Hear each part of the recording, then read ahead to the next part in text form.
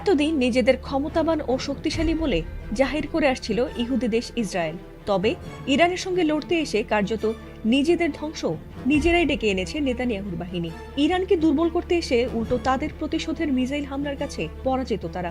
এমনকি তাদের পাপের শহর ধ্বংস করতে লাগাতার ভয়াবহ মিসাইল হামলা করেই চলেছে ইরানি বাহিনী। আর তাতে নিজেদের সাজানো দেশই এখন যেন নিজেদের ধ্বংস করা গাজা শহরের মতোই বিধ্বস্ত। নানা কুসংস্কার ও পাপে নিজেদের আচ্ছন্ন করে রেখেছে ইসরায়েলের ইহুদিরা।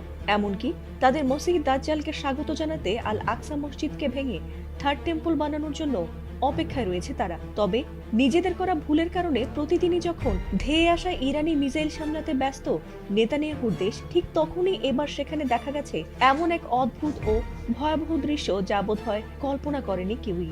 সেখানে দিনে দুপুরে রাজধানী তেল আবিবের আকাশ হঠাৎ করেই ছেয়ে যায় কালো অন্ধকারে।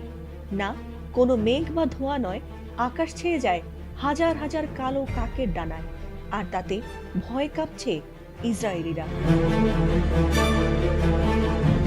এই বিশাল পাখির ঝাঁক যখন দিগন্ত জোড়া আকাশ থেকে দিচ্ছিল, তখন মনে হচ্ছিল যেন কোনো এক অদৃশ্য কালো চাদরে ঢেকে যাচ্ছে পুরো শহর। বিশেষ করে বিখ্যাত আজরাইলি টাওয়ারের মতো সূর্য ভবনগুলোর উপর দিয়ে এই পাখির দল যখন অন্তহীনভাবে চক্রাকারে উঠছিল, তখন তাদের ভয়াবহ চিৎকারে যেন কেয়ামত নেমে আসবে এমন করে আটকে ওঠেন স্থানীয় বাসিন্দারা। তাদের শহরে এই অপার্থিব মুহূর্তের ভিডিও নিমিষে সামাজিক যোগাযোগ মাধ্যমে ভাইরাল হয়ে যায়।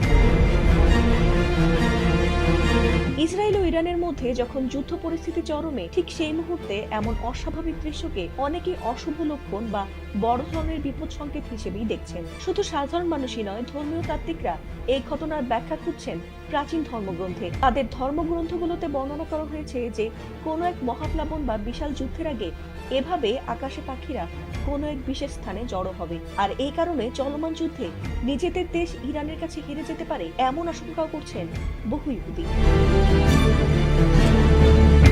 ফাতিমা সুলতানা, এটিএন বাংলা।